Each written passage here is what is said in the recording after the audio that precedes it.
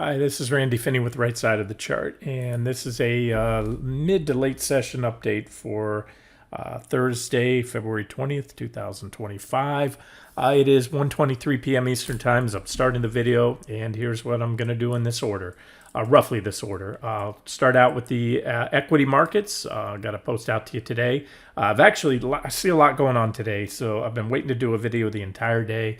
Right as I was working on that first post I got out to you this morning, my internet went down. I have the POS known as Comcast or Xfinity. God, I hate them, but there's pretty much the only show in town for in the area I'm at, so I got to deal with them. Either way, I can always, which I do, go to my cell phone and tether, but I run multiple monitors with a ton of streaming charts and all kinds of stuff, and then it's just not conducive to recording videos. Everything moves slower, especially the uploads and all that. So now, boom, internet just came back on. It's been out again all morning and most of the afternoon up until now. So let's get this video out to you. Let me show you what I see here. Let me start out. I had the futures on right as I started recording the video. It toggled over. This is the chart I got out to you this morning. This is NQ NASDAQ 100 futures. This is a hourly chart, meaning hourly candlesticks, 3 months of trading history. For weeks now, I've highlighted these levels. I've kind of kept it. Tried to keep it simple as possible. When you color coded, hey, bullish if you're above the green levels, bearish if you're below the red levels. Anything in between is noise within the trading range. Here, I'll toggle out to the 6-month chart I've been showing you for a while here. Same chart here. We go out 6 months. You can see the same trading range. It's very clear. I've been talking about this for a while now. This is, I guess, a function of the internet just coming back on. Quite often when they do that, when they fix a repair, an outage here, it takes a while to everything fully run back to speed. There it is. So let me just fix that. Nope, I did not mean to do that. Okay, I dragged the line there. All right, I'm just trying to, it's what I do every day. I tweak the lines. There's our divergence. Again, it's been building for a while. So this is the most recent divergent high, and that's why I acknowledge that a breakout above there on face value would be bullish, although I put good odds that it would fail based on the negative divergences, and so that's what's happened so far. Now, it's not a lights out scenario for the market. As I mentioned before, in this trading range, it's been kind of big and sloppy. You can see it here. It goes back for months into the fall of last year, October. And so whipsaws are to be expected. And whipsaws, today's drop back below that green line could be the whipsaw. So far, this was a whipsaw. It was pretty decent resistance. Let me jump back to that 60-minute chart again, so you can see it a little clearer. Pick up that line, fix that divergence line there. Yeah, it's just bothering me. Okay, it's nice and clean there. So you can see we had, reaction there, a couple reactions, and a breakout to new highs. Failed. The breakout failed. Impulsive rejection sent you back down to the bottom of the channel, and then boom, rejected. Breakout, again, a breakout that I suspected would fail. It has failed. It hasn't failed by a lot. We're just a hair below it now, but as of now, that's it. I can tell you definitively the breakout above 22,109, which is, again, pretty good resistance, especially because you had recent reaction highs there, and then a breakout with an impulsive move up. And then multiple tests, 1, 2, 3 60-minute candle tests, as I covered through yesterday, and then boom, the breakdown today. So that's it. Now, you know me, I like to, whether I'm trading just futures or just ETFs or both, I usually in different accounts can do both. I like to look at the charts of the ETFs because half the world, or whatever that number is, even professional traders will use QQQ or ETFs, SPY for the S&P 500, and then there's a subset of traders that use the futures, and hence I like to do both. I want to give it the benefit of the doubt. We're in a pretty resilient uptrend. The market's strong, so you have to give it the benefit of the doubt. And so there's the level here. And so for all intents and purposes, I have it at about 534, and we're at 534.90. Remember, 90 cents or one point on a 534 point security is statistically insignificant. It means basically we're right there. So again, but we can't say that we've given that level up on QQQ. We are just below it on NQ, little above it on QQQ. So That's it. But again, with the big divergent high, and the charts to me tell me that even if we have another thrust up here, as long as it's not, we don't take off and burn through the divergences, I still expect a failure there. But as I said this morning, and I hope that was clear what I was trying to say, is, these are the levels, support levels that I have on NQ, and I have similar ones on QQQ. And the way it works to me, it's all about probabilities. Remember, I trade in probabilities, not possibilities, because anything is possible in the market. This market can go to new highs. It could have a 1999-ish blow off top that sends the NASDAQ up another 30+%, or it could crash, 50% in the next 6 months. Anything is possible. To sit there and tell you that, I'm adding no value. Might as well just go, use free services on Yahoo. People are going to tell you the market may go up or go down. I talk in probabilities. And so to me, the probability right now, we have the failed breakout, increases the odds we're going to go back down to the bottom. And as I said before, I think if we get to the bottom of the channel, get into my red level, at this point, the trend that this has been long enough that this sucker is going to break one way or the other. Plus, to send us back down would just be a knife through the heart of the bulls at this point, especially after that breakout to not new highs. Remember, the NASDAQ 100 futures have not made new highs. They're still below that high, just like back in 2000 or 2020, late 2021. They peaked in around the same time, October, November, and then early January when the S&P made a new high, like it just did, the NASDAQ 100, at least here on the futures, failed too. So again, I covered that in a video, a couple weeks back. The similarities are uncanny, little too similar in my opinion, to see it play out exactly that way, but it is what it is, and that's what technical analysis is all about, recognizing previous patterns in the market, be it chart patterns, bullish bears, technical patterns, market breadth, things like that, and then seeing what happened back then, and then applying that to to help predict what may happen in the future now. That's what we do. That's what technical analysis is all about, using these chart patterns and everything we see in the charts to try to read the tea leaves and guess where things are going to go. Wall Street Journal, CNBC, they report what happened yesterday or what happened today. They're giving you dated information that's for the most part useless. If you could go back in time, great. Okay, so let's move on. So again, where I was going with that whole probability thing is, I view it as check marks. So right now, the breakdown, if this shifted the probabilities that we're going to go down there, up a bit, it'll go up with each break of these support levels on the way down. That's how it works. So by the time we get down towards the bottom of the range, I'm going to say it's probably about 80% plus that we're going to break down and then go down to some of my longer term. Well, I would say if we take out the red level, then I'd say the odds are high, like 80% plus. We're going to go down to my deep targets. We're calling for a 50% drop ultimately in the NASDAQ 100. But guys, that's a long way away. It may not be in time.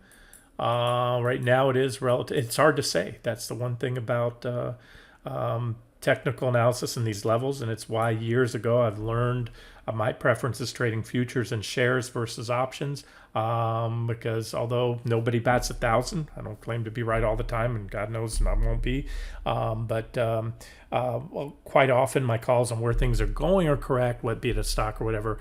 The timing is that much harder. So when you're trading options, you got to get not only where something's going, but you have to also exactly nail the timing, or your options start to decay and then expire worthless, even if you got the call on where the stock or the index was going. So what I'm trying to say is that we could head down there in short order, or we could head down there, never get down there. But I'm saying if we do get down there, or we could zigzag down. I could tell you this right now. I threw out NVDA today. NVDA reports next Wednesday. So I don't expect the market to do a whole lot of anything before then. Anything's possible. Maybe we get a pre-earnings rally in NVIDIA. Maybe we get a pre-earnings sell-off. But for the most part, the market's going to hang on it. As I've been saying for over a year now, to me, it is the single most important stock in the stock market. I don't care that Apple's leapfrogged it and once again taken the lead at $3.4 trillion as I speak today, with NVIDIA number 2 at $3.3 trillion. That doesn't matter. It's the psychological importance. NVIDIA is the undisputed king of the AI bubble. And so the market will certainly react to what NVIDIA has to say on Wednesday. And as Carvana showed us, it's not about what they say. I turned on CNBC just to hear the Carvana earnings report. My God, they were foaming at the mouth bullish. Every analyst, every commentator covering the stock, just check. The earnings blew expectations away. There wasn't a single negative that I heard anybody say about the stock yet. They're down, what is it down today? 15%. That goes to show, again, like I said, more often than not, it's far from always, but more often than not, if a chart pattern is clearly bullish or bearish, that's going to be the next direction, the next trend you have coming out of earnings. So I'll get to NVIDIA in just a second. And that's it. I don't want to beat a dead horse here. I just want to say that's where we're at. And if you zoom in near term, you can see, just short term, this is where we've been holding support. We broke it. It was pretty impulsive. We're back testing now in the NASDAQ 100, which in itself makes that an objective short entry right now. However, to play it safe, if that's what you want to do, it's been a resilient market, you want to see QQQ give this up. There's a little bit, now that I look at it, see, we're right there. So in other words, let's just say both in QQQ and or NQ, you want to see a break of today's lows, right? There's today's lows, that little 60-minute candle here. But this right here certainly takes the form of a bear flag continuation pattern that consists of 3 parts. And I encourage you, if you're not familiar with that, Google the term. You'll see those online. You'll get many examples of it. Component number 1 is an impulsive, nearly straight down move. Component number 2 is you have consolidation that occurs on declining volume, which is exactly, I don't know if you can see my volume bars. You have high volume on the drop, and then a rally, a small relief rally that takes the form of a flag or a pennant. This would be a bear flag. Pennant similar, just has more of a triangle shape. And then the third component, and of course you need that sell signal, like any trade setup, a bull or bear flag continuation pattern is just that. It's a continuation pattern, means continues the trend, but the breakout comes when you break out of the flag. In that case, this is a bearish pennant or bear flag pattern, so you want to see a downside break.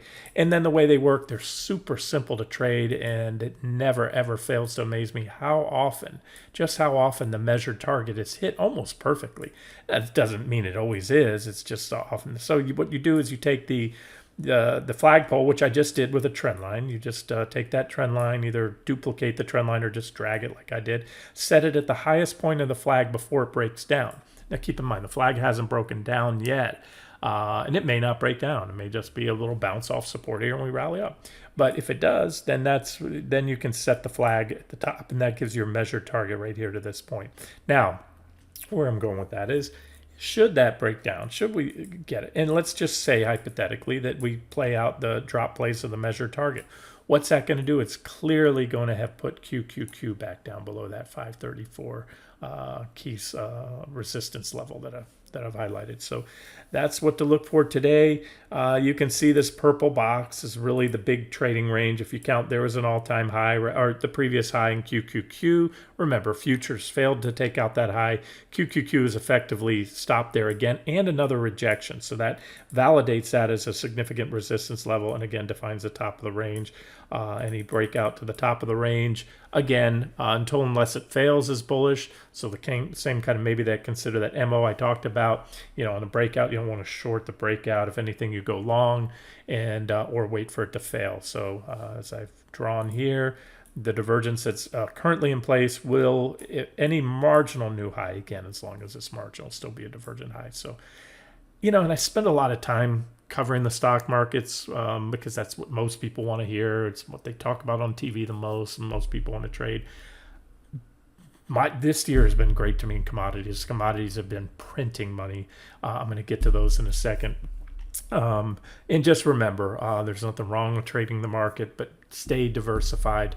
And diversification doesn't mean that you own QQQ and NVIDIA and Apple and Amazon. You are absolutely not diversified. That's the most least diversified kind of portfolio you can have. So my diversification to me is asset allocation. If you're going to own stocks, they need to be in different sectors, not heavily indexed together in the same index or the same sector. And stuff like that. So there's your updates on the markets. Let me give you the futures real quick on S&P 500, ES. if I can find it here. I've got a lot of charts down below somewhere. Oh, and I want to cover the small caps too. Let me do that. But let me first find ES. I might have to pause the video here. Ah, there she is. All right, ES, 3-month chart, hourly candles. There was a previous all-time high. Again, the S&P 500 futures have failed to make a new high despite the cash index, the one the cheerleaders are coming out on TV. And in May, we're in spitting distance of it. So, and there's a whole lot more. The risk right now is infinitely higher, if you will, to break out to new highs than it is to break down below. We're still at the, right, not far off the highs. There's a previous high. And again, I had the green line right here at about 61, 62. We have quite a few reactions. That was a failed breakout to new highs. Then we set up a lot of reaction points there, another reaction there, and lately we've been stopping there as well. That high right there was a divergent high. You can see my divergence lines, and it's simple stuff. Wash, rinse, repeat. Divergent high there, boom, divergent low, rally, divergent low, rally, bigger divergent low, bigger rally, divergent high, drop, divergent high, drop, divergent high, drop, divergent high, drop. And this was our wedge right here, drop down, and we hit support just like NQ or QQQ right now, 6108. I had that yellow line, yellow because it's very significant. We have a lot of reactions if you follow the line across, and so this is comparable, if you will, to that green line I just gave you on QQQ and NQ. So the story remains the same. Pretty much I want to see a break of today's lows to increase the odds that this break, that the false breakout or failed breakout in QQQ will stick, and that ES, will fail to take out the previous highs from back here last year. That was in December when we peaked. But all I can tell you definitively is support until unless broken. So wait for a break of today's lows. If you're bullish, go long here with a stop under there. There's many ways to trade it. All right, let's move on. The VIX, VIX is setting up, but again, the VIX is only gonna go so far until unless the markets break down. So VIXY, I've given you the setup. We've been trading it in several hit and run moves. It's got the big divergence building. Again, it's just like the index is upside down, S&P 500, NASDAQ 100, where they have negative divergences, and they've been in a trading range. Same thing with the VIX. So it's very simple. It's just really simple. The only way the VIX is going to do this and rally back up to the top of the range and or break out above the top of the range is if QQQ goes back to the bottom of its range, that would take us here, and then breaks down from the bottom. Otherwise, QQQ and SPY break out, go to new highs more than anything but a marginal new high. The VIX will go down, but the VIX is closer to long-term support, so it doesn't have as much downside relative. But keep in mind, it moves big percentage point, so you don't want to ride that out if that's the case. All right, there's VIX. Let's talk trade ideas. Carvana, I highlighted in the video yesterday, really liking that. Give you a weekly chart with targets today. There they are right there. And I think that chart I gave you was pretty clear. This is a simple, very clean chart, weekly chart. And this is since Carvana started trading publicly in 2017. There have been 3 clear negative divergent highs. First one was leading up to the COVID lows, which, as I've maintained many times over, was not a random event. It may be considered, will go down in history as a black swan. It was simply the catalyst for a bear market that was already priced in to the stock market and many stocks just like this. You had a very super well-defined uptrend line, big bearish rising wedge, and then you had a sell signal right there. And the stock from the divergent high dropped 81%. What happened? You had a bull trend, set up another similar technicals. Divergences got bigger, and then boom, textbook breakdown right there, and then the stock fell 99%. And here we are again. This is a similar, nearly identical technical posture, as I often talk about. Quite often when you break down, sometimes you never look back. I mean, there's always counter trend rallies, but that's it. But just as often when we see a breakdown of an uptrend line, you back test it.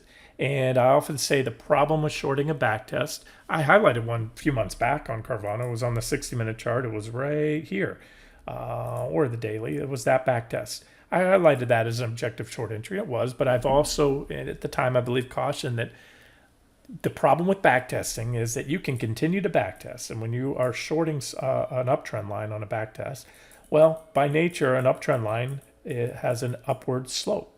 So if you keep backtesting, you're going higher and higher. So what I like to see finally to confirm it after backtesting is that impulsive rejection. That's what we got today.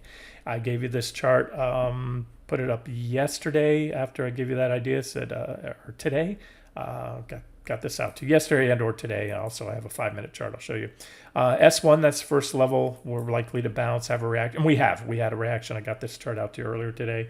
S2, first target zone. Again, I made clear these are targets on the 60-minute chart. I had different targets for you on that long-term weekly chart. And then if you're really getting granular, go down to a 1-minute chart. That's what I like to do. So that low, that first support level I gave you earlier today was exactly at 234.78. I gave it to you right before we got there. Boom, we hit there. So far, if you're an active trader, it showed a likely bounce coming off there. It was good for nothing big, but 4% bounce. So I like to, me, I like to reverse trades. That means cover shorts, go long, and still I'm looking for a move up to just shy of a reversal order set below there, 246.19. And if it does much more than that, it's pretty thin. There's the gap down right there.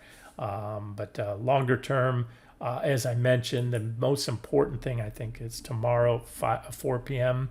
This is a big, fat, bearish engulfing candlestick. However, this means nothing right now because it's midday Thursday. If the stock rallies and does this and closes right where my crosshairs are, you no longer have a bearish engulfing. Now, it doesn't mean the stock can't go down. It just means it chips away at a really nice, these are reversal candlesticks that mark the end of an uptrend. And so, again, if we close anywhere, as I said in this morning's post, just have to engulf the body, the fat part of that previous candle to have a bearish engulfing. And the strategy's easy. Let's say you didn't want to get in front of earnings yesterday. And you didn't want to chase a 15% cap down today. I get it. Then if you see this coming into the 4 p.m. close tomorrow, an hour to go, whatever it is, 30 minutes, 10 minutes to go, and it looks like you're definitely going to get that bearish engulfing, then you can enter a short position with a stop somewhat above the top. That's an easy strategy because from a risk-reward perspective, it's a relatively small amount. Now, relative is everything. This thing moves big. My targets are big. As I measured them out there for you, they're on the weekly chart. My current third target's at 66% drop. So you don't need to put as much into a stock if you think it's going to drop 66%. By putting a smaller position size, I call that beta adjusting your position size. You can allow for a bigger loss in percentage terms. It's not going to stop you out. If you try to run a 3-5% stop loss on a stock like Carvana, whether you're long or short, they're going to take your shares on any given day just due to the volatility. So you got to successfully trade volatile stocks, you need to use smaller position sizes because if you hit your target, you're going to make much higher percentage gains and you need to allow for wider stop losses or they're just going to shake you out in the day-to-day noise. It's like trading natural gas. Don't trade natural gas with a 2-3% stop loss. Go trade treasury bonds if that's your thing. All right, that's that. NVIDIA is the king of everything. I told you I'd get to that. I already gave you an update. This is the deep seek gap right there. I've been harping on this since it happened. Very technically significant. And again, the markets are still struggling with that gap, but it matters.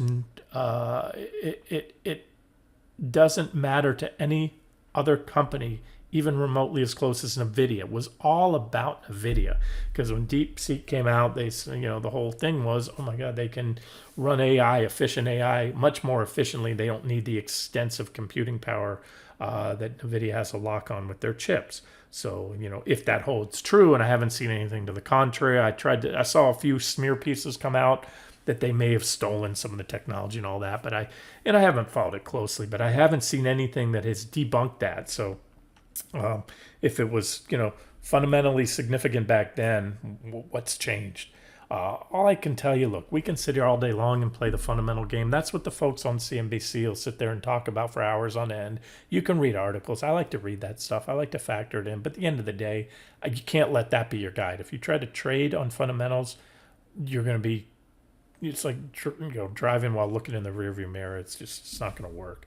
You need technical. So all I can tell you definitively is this is a backfill of the deep seep gap. We're still just a hair below it, and we're cracking this minor trend line there. You can see it on the 60-minute chart right there. This trend line right here, this one.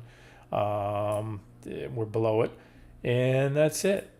Take it or don't take it. It's it. If we, you can have a tight stop somewhat above there. You can have a stop above this recent high, or wait if you want to wait for the 200s to go, as I mentioned. But if you wait for the 200s to go, and to clearly go on a weekly basis, once they go, remember these were little punch throughs on the daily chart. When you look at the weekly chart, it was a successful test of the 200s. This was the close on that weekly candle, the bottom of the red one, right on the 200-day exponential. This was an intra-week break, only to rally and close back above them, so there was no violation. Remember, this is the last, well, not the last time, but we covered our lows there with impunity at the morning of, when we were right on the 200-day NVDA, reverse it for that reason. And then I highlighted the next couple times we hit hits on the 200. I think it was on the daily chart in there. And that's it. So if you want to increase the odds that we're going to go down to my deeper targets, you want to see the 200s clearly taken out. However, once they go, the fact we just hit them, usually in a healthy bull market, once you hit them, they don't look back for a while. That's it. You get every few months, if you're lucky, once a year, a test of the 200s. So to come back down and test them again, we'll probably go on through there. Probably be a quick thing. And if you wait for a weekly close, I think there's a good chance you'll be way south of the 200s by the time they break them intra-week and close at the end of the week. But that hasn't happened yet. What has happened, we successfully hit them. So we're above trend. And again, so it's not an all-in aggressive short trade, kind of like QQQ, unless these levels that I talked about go. So there's your update there. SMCI throughout to you, as well as a short trade idea. I really like this one. This is a primary. This is a weekly chart as well. We were just looking at the weekly on the video. That's the primary downtrend line right there. Very clean, well-defined. And this is, you can see this huge run up. We shorted that guy right there, smoked that thing down. We've had several long and short trades. This is NVIDIA's sidekick, if you will. This is the Robin to NVIDIA being Batman. And so it's going to move with NVIDIA. And all I can tell you definitively, nice price support and intersecting downtrend line support. This PPO is a great indicator when the white line, the PPO signal line, which is the last of the two to cross, is below the zero line. You have a bearish trend and you want to short rallies into resistance like we just did yesterday. When the PPO is above there, the trend is bullish. As you can see, it's been since this point right here. And so if you just simply traded the stock off this position that way, it would have kept you long throughout most of this bull run and kept you at least through a good part of it. We were short off the highs, but it would have kept you short a good part of that as well. Either way, it's a trend indicator just showing that this is likely a counter trend rally. Yeah, I see the 200 days have been taken back right now, but not on a weekly closing basis. There's not a lot of print left between today, right now, 1:52 p.m. and 4 p.m. tomorrow, but that's eight and a half hours to go in trading time, and a lot can happen. So if you've seen SMCI reverse and come down and close back on or below the 200, then this is simply a back test of the 200s from below. And that's the last time you back tested right there. Hit the 200 simple moving exponential.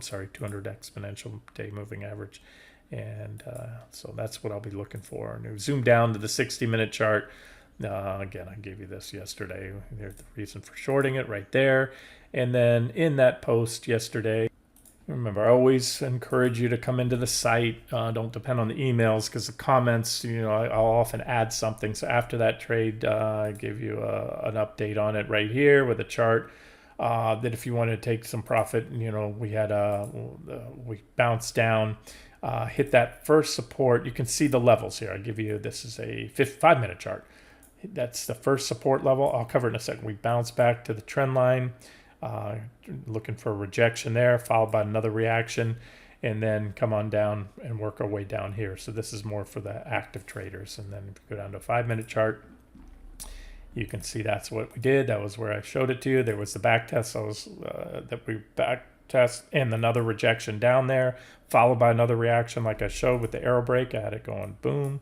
Arrow break means another reaction. And so we're still below the trend line, and we're also at this resistance level. So now we need to break this. Every arrow, every support level I have, every price target is an area where upon at least the initial tag, sometimes you have multiple tags, I expect a reaction. Once that level gets taken out, it opens the door to the next level. So that's how you can trade that. And so far, still very profitable. That's where we shorted it yesterday. And again, it's going to follow, if NVIDIA gets rejected here off the top of the gap, which I expect, so far it has one rejection, but it's still up there, then this guy will most likely follow it. Coffee futures, I did see one comment. Somebody said they can't short at Schwab or OJ. Go long. Charles Schwab, great trading platform. I keep accounts there. Just I like to spread my money among different brokers. Number one, but number two, their Thinkorswim trading platform. I love it. I just use it mainly. I have a mosaic of streaming charts. I'm looking at another monitor. 1, 2, 3, 4, 5, 6 times 1, 2, 3, 4, 5, 6, 7. So yeah, I've got 24. So or what is it? Not 24, 30 something charts there. 42 really. Streaming charts, and again, you can do whatever. I have different layouts saved on it, they don't offer, I noticed that you can't get live quotes on, so I'm guessing they don't offer them. I don't trade the futures there. I use it just for some long-term accounts, IRAs, Coverdale, ESA accounts for my kids, things like that. To the best of my knowledge, because I can't get live quotes on coffee or orange juice futures on there. Let me see. Do I have one of them? No, they don't. Meaning they probably won't offer to trade there. You need to they cater to retail investors is what Schwab is, of course. Just like, the Ameritrade before them. And before that, it was Scottrade. That's where I opened the accounts originally. Scottrade got bought by Ameritrade, which then got bought by Schwab. All for retail traders. Interactive Brokers caters to professional traders. So if you want to trade those more obscure futures, you're not going to find them at Merrill Lynch or Schwab or any of those places. It's just a nice trade. Coffee, like I said, I'm looking, historically after it goes parabolic, as I've showed you many times. We're down another 6% today. These are just shorter term targets. And as I've covered quite a bit recently, coffee has a history every few years or so of going parabolic, and parabolic advances don't end well. Unless you're a short seller, they end very well for you if you can recognize those and get in. And they're usually 50% or more after a parabolic run. You can see 1, 2, 3, and now 4. This is an end of day chart. It's from stockcharts.com, meaning they don't update it. So the 6% drop today won't be reflected in this yet, but will tomorrow or later tonight. OJ just started to crack below that support level right there. You can see there's a few violations of it there. And again, as I told you, I can easily see because it went parabolic as well. It's not shown on this particular chart. You got to zoom out longer. But this is often what it looks like after a parabolic run ends. It's like a game of musical chairs. Great when you're long, but you do not want to be the last guy or gal standing when the lights go out or whatever it is when the music stops on musical chairs. It's the exit it's a crowded rush for the exit. So, I still think we probably get a little bounce here. We're very oversold, and if not, down to there. I told you that's where I will add to my position, and that's the next support / target, and bounce there. And again, it's just another way to diversify. Oh, speaking of that, let me talk about commodities real quick. Okay, so one more, I just want to show you live cattle again. I gave you an update recently. Again, this is for you futures traders. There are no ETFs or ETNs that trade live cattle that I know of. Uptrend line we're at. Remember, we had this bullish falling wedge pattern, 60-minute chart breakout. We've been back testing, positive divergence, and right there. This one I'm kind of holding off. I want to see which way this resolves, but I'm sharing the setup because you're at support, dual support, uptrend line and price support, and so we may bounce here. However, if you break down, not a lot of support until you get down lower here. There's a little bit right there in the middle, but we could head down to the bottom of this trading range. But most likely, and I may step in tomorrow on this one, just watch it. I've got a lot of commodities right now, but I want to show you, speaking of commodities, so I don't do frequent updates because to me, I've told you since last year, it's a core holding. I've been bullish, calling for a new secular bull trend in commodities. And one of my favorites have been the agricultural commodities, DBA. But I want to talk to you about that real quick for those of you in it. Yesterday I've lightened up. I got a pretty good core holding, and I may continue to lighten up, and I'll tell you why right here. So this is DBA. This is for those not familiar, if you haven't been around the site for a while. Back in 2020, that's where I believe we ended a secular bear market in commodities and began a new cyclical bull market. And this has been one of my favorite long-term holds, as I've shared many times, giving you buyback areas here on the support zone. But here's what's happened today. And let me get to all this noise over here. I just updated this yesterday. So as you know, I've been bullish on some commodities, bullish and long, and natural gas, in and out of crude oil lately, mostly longs, but some shorts. But this one, here are my trend lines. This is a primary trend line, secondary, and then a minor trend line here. Big divergence that's been building. But the most important thing is, I feel strong on it. I mean, this is what I do full time. This is why I do it. But if you're even a part-time investor, if you're buying ETFs or mutual funds, got to know what's in them.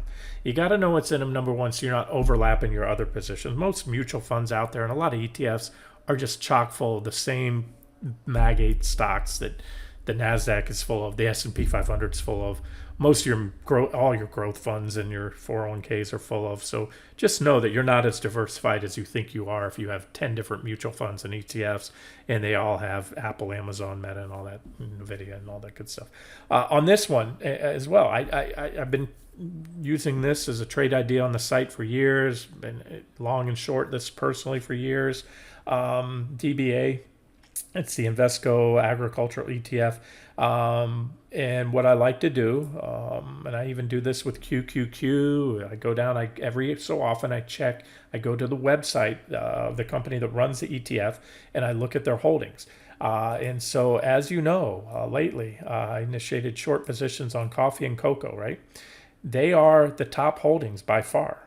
So it's hard for me to be bullish and remain a large position in this if I'm bearish on cocoa and coffee.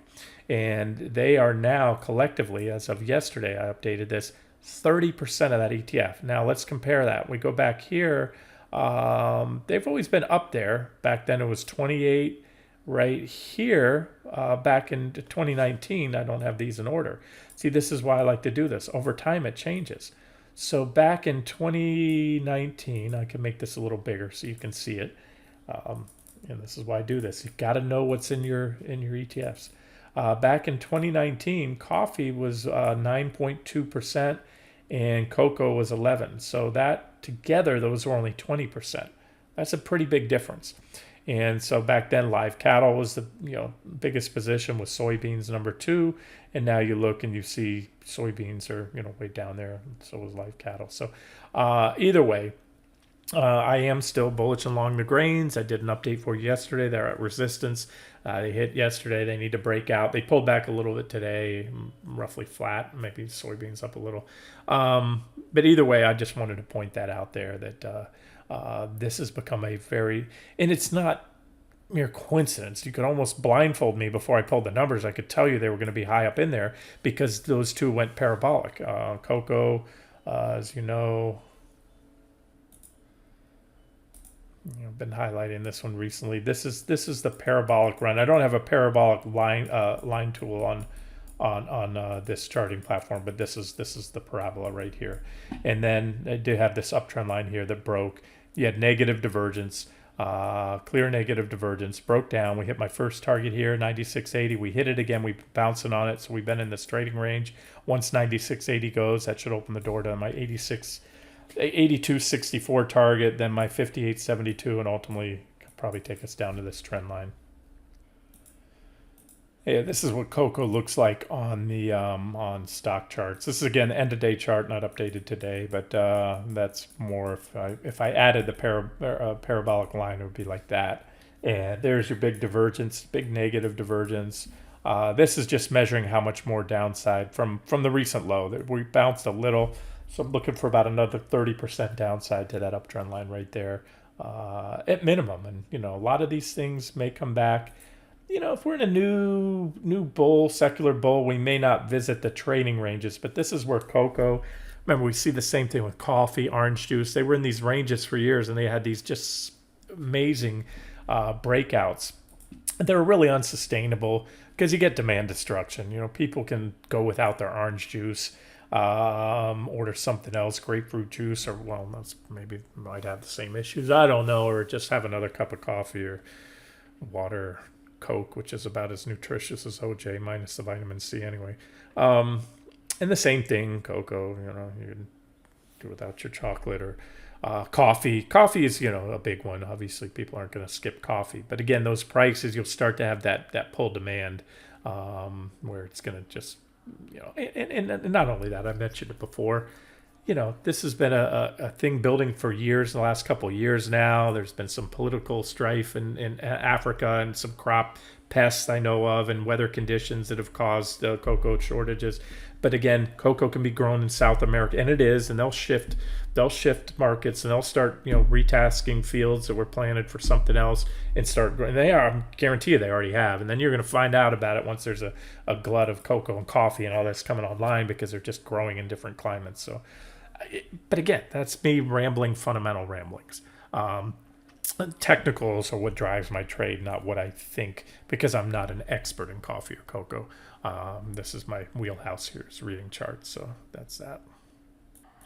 Oh, and then one more thing on on the commodities. The other one I mentioned too, as a core holding is DBC, which is a broad-based commodity ETF. So remember, DBA was only agricultural commodities. DBC is broad-based. It has ag commodities, has everything. It has, but on these broad-based commodity ETFs and the indexes that they track, they're usually very heavy in energy. It's usually about half of them. Energy is gas, crude oil, West Texas, Brent crude, New York Harbor, natural gas, things like that. And then you have precious metals, 12%. Last time I checked, again. Agricultural commodities about a quarter in there, 25%. Base metals are in there. So this is everything if you want a one size fits all. And this one has recently broken out above the downtrend line, coming off a big divergent low. So this one actually right now, I think the RR and the outlook's a little better than DBC. So that's where I made the adjustment recently. And I've been updating crude for you recently, highlighting it most recently as a long trade idea. Let me get to that. And this is CL, crude futures. Coming off that divergent low, I had to roll it recently to the next forward contracts. But this is the same chart. I was tracking this bullish falling wedge. You had a breakout back test, set up that secondary trend line. The divergence got even bigger, big divergent low. Or not big, but a divergent low. We had this pretty much divergence building like this for a while. And so we're moving up. And again, this is this benefits those broad-based commodity tracking ETFs like DBC if that happens. And then I know a lot of you don't trade futures, and we just talked about that a little bit. Crude futures, you can do that at Schwab. I know. USO is the crude ETN, kind of go-to first to market, a lot of liquidity. And back last year, starting early last year, I gave you, just like on treasury bonds, my zones and how they would impact the market. Yellow zone, meaning the market would start to take, it's not good. Prices are getting elevated. Orange zone, the market, will really start to take note. And red zone, no bueno for the stock market. And that maintained. We only punched into it one day and got knocked down, but we knocked it back down to support. And so keep an eye on this, because there's not a single thing in the world, and I mean this isn't hyperbole, there's not a single thing out there that is as accurate as predicting inflation as crude oil, because it trades around the clock, nearly 24/7, the futures, so you can see at any minute in time what it's doing, prices going up, down, and its impact in the consumer price index. It permeates through everything. Even if you don't drive, you work at home, stay at home, plastics, everything that fuel, heating oil, your electric bill, all that good stuff. So crude is, and again, housing has a bigger component in the CPI, but housing, there's no real-time indicator. You can look at Zillow trends. You can look at data that's lagged by the time you read it. It's somewhat recent, but it's not minute to minute. So that's why we watch crude oil and, the ETFs that track it like this, like DJP. I made that call last month to predict a hotter than expected CPI. A lot of folks on Wall Street seemed shocked, but again, it was right there in the numbers. This was January right there, and I showed you this. Remember, DJP is a broad-based commodity ETF, so crude's one of the hottest, and you can see this is just running away.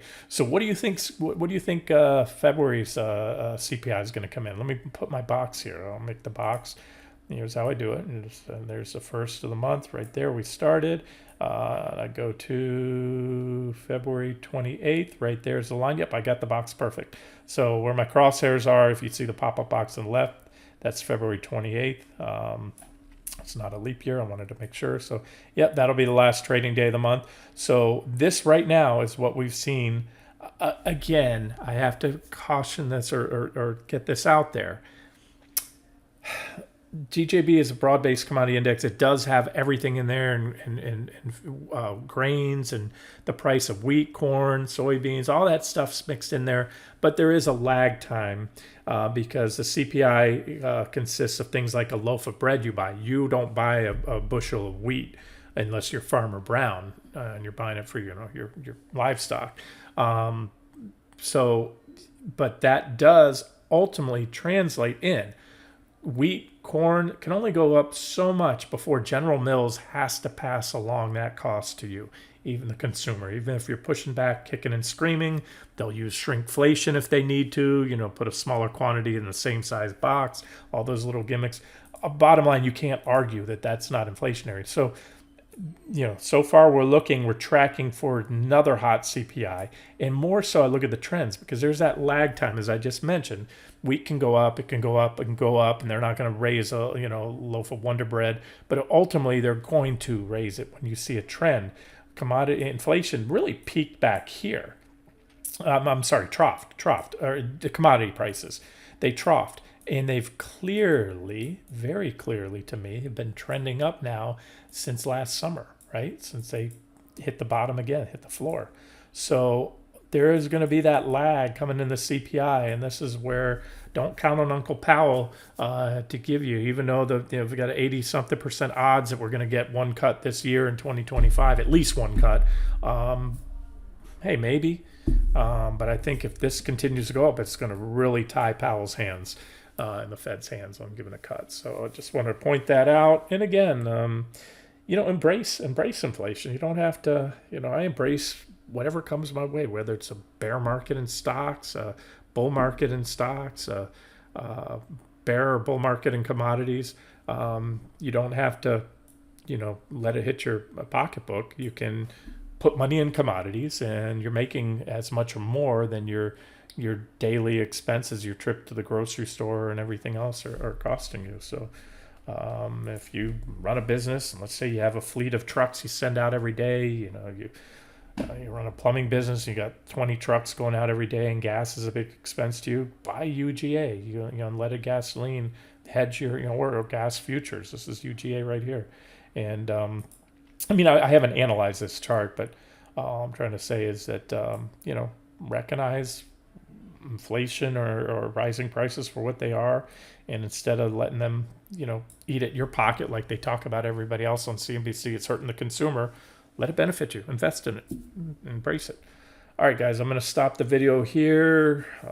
Get it out to you. We'll see what tomorrow holds with some of the stocks I covered earlier and the indexes again at key levels. We got to watch those levels and see where we go from here. This has been Randy Finney with Right Side of the Chart. Have a great day.